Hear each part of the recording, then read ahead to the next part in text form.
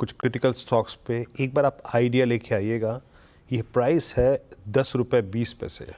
अब आप पूछेंगे कि 10 रुपये 20 पैसे का मतलब क्या है। 19 सितंबर का जो क्लोज था वो था 10.40। उसके बाद जो पुल बैक आया, एक खबर जो अच्छी आई थी, उसके बाद उस दिन की ग्रीन कैंडल का क्लोज था, या फिर समझ लीजिएगा करीब करीब 10.46। अब ये 10.20 का प्राइस मतलब ये है अनुज कि ये अब ऑलमोस्ट 12 सितंबर 2023 के बाद 52 वीक लो लगाता हुआ नया लो क्रिएट करता हुआ। और हम बात कर ही रहे थे कि बेटर चॉइस है भारतीय। 10-20 भी क्या एक ठीक ठाक एग्जिट पॉइंट है क्या अनुज?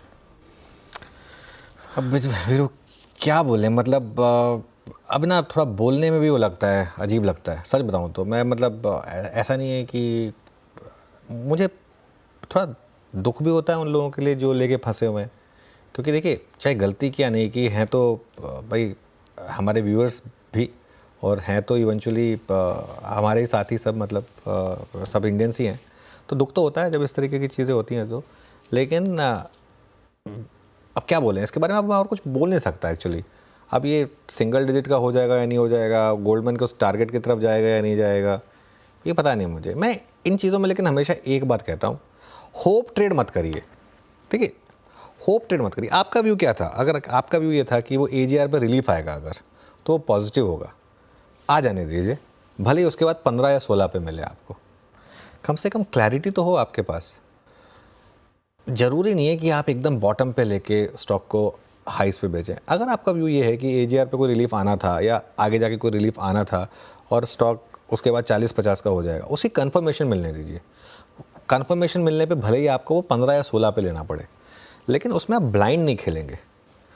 देखिए क्या होता है ना, ब्लाइंड खेलने क्या मतलब, एक तो होता है कि आप एकदम ब्लाइंड बेट करे जा रहे हैं, एक होता है आप अपने पत्ते देख लें, पत्ते देखें कि अच्छे हैं उसके बाद बैठ लें। तो अगर आप ब्लाइंड खेलेंगे तो ये रिस्क रहेगा। ये आइडिया में लोगों ने ब्लाइंड खेला, प्रॉब्लम ये हो गई कि ब्लाइंड खेला। हाँ 11 रुपये पे FPO मिला, वहाँ मौका था, हायर लेवल पे बिका, वो था। लेकिन अब इस पर मैं कोई व्यू ले भी नहीं पाऊंगा फ्रैंकली स्पीकिंग। मेरा व्यू तो ये है कि आप बस इसको छोड़ दें। मार्केट में और 3000 स्टॉक्स हैं, उन पर फोकस कर लें। ज़रूरी थोड़ा ना कि इस पर फोकस करना ही करना है आपको।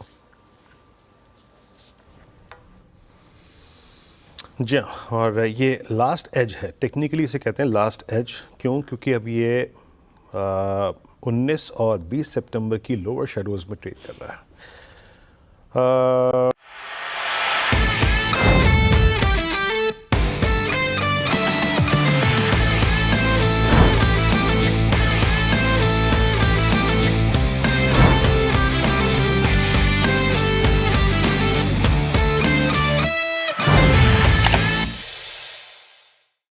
बता दें कि मनी कंट्रोल पर दिए गए विचार एक्सपर्ट्स के अपने निजी विचार होते हैं।